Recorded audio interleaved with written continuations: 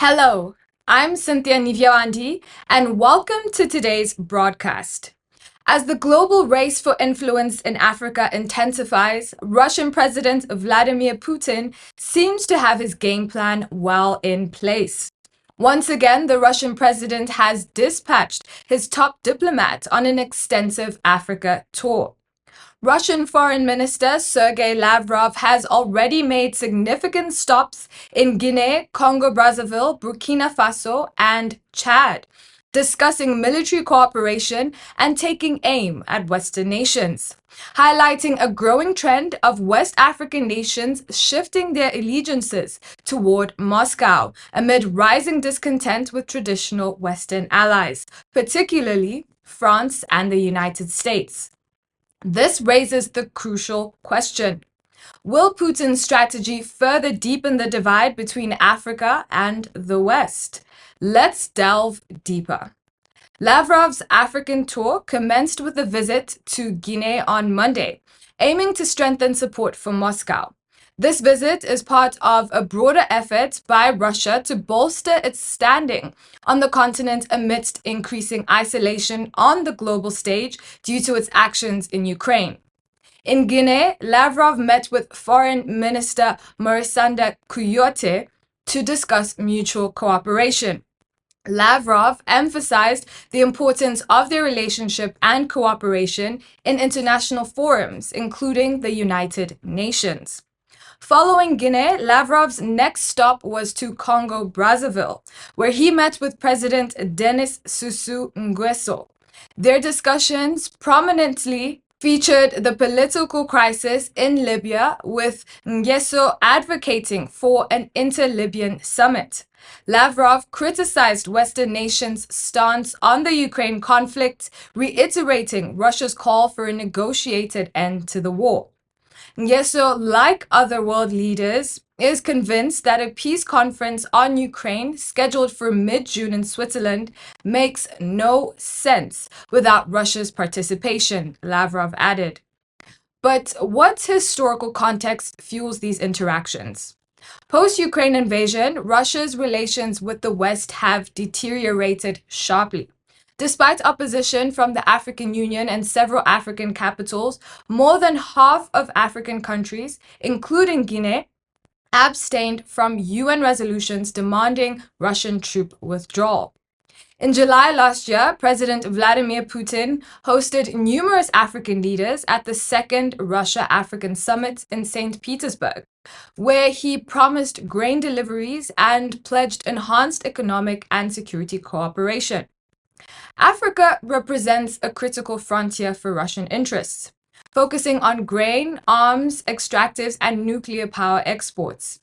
In 2021, over 70% of Russian trade with Africa was concentrated in just 4 countries: Egypt, Algeria, Morocco, and South Africa. Russia's renewed diplomatic push underscores its aim to expand this footprint. Next on Lavrov's itinerary was Burkina Faso, marking his first visit to the West African nation. There, he met with Foreign Minister Karamoko Jean-Marie Traore. Lavrov praised the rapid development of bilateral relations, attributing this to agreements from the second Russia-Africa summit. Since the 2022 coup led by Captain Ibrahim Traoré, Burkina Faso has tightened its ties with Russia. Notably, the reopening of the Russian embassy in Ouagadougou after 31 years, which signifies this growing relationship. Lavrov's tour also included a first-ever visit to Chad, which he concluded with significant announcements. Speaking at a news conference in N'Djamena, Lavrov emphasized Russia and Chad's developing security cooperation amid ongoing terrorist threats in the region. He met with Foreign Minister Abderrahman Koulamala and President Mohamed Idriss Déby. Lavrov stated, "We are developing cooperation in the field of security. Chad is interested in this, given that terrorist threats still persist in this region." Lavrov assured that Russia's relations with Chad are not intended to undermine other nations, including France, despite his historical influence in Chad. He emphasized, I can guarantee you that our friendship with Chad will not affect our relations with France in any way.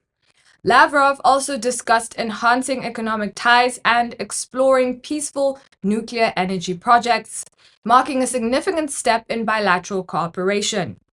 The strategic importance of these visits cannot be overstated, as Russia seeks to fortify its influence across the African continent.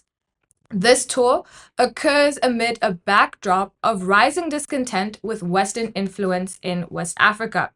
Coups in several countries and widespread dissatisfaction with the legacies of colonialism and perceived neo-imperialism from France and the United States have opened a door for Russia. But what are the implications of the shift? How significant is Russia's growing influence in Africa? And what does it mean for the West? Russia offers an alternative, particularly appealing in the context of military cooperation and economic incentives. This shift can lead to a recalibration of geopolitical alliances with African countries, leveraging this competition to their advantage. However, it also risks increasing polarization on the continent. It's clear that the geopolitical landscape in Africa is undergoing a substantial transformation. African nations can leverage these relationships to foster economic growth and enhance security and develop critical infrastructure. Stay tuned for more updates on the African News Network on our website, mobile app, and social media platforms. I'm Cynthia Nivyawandi. Thank you for watching.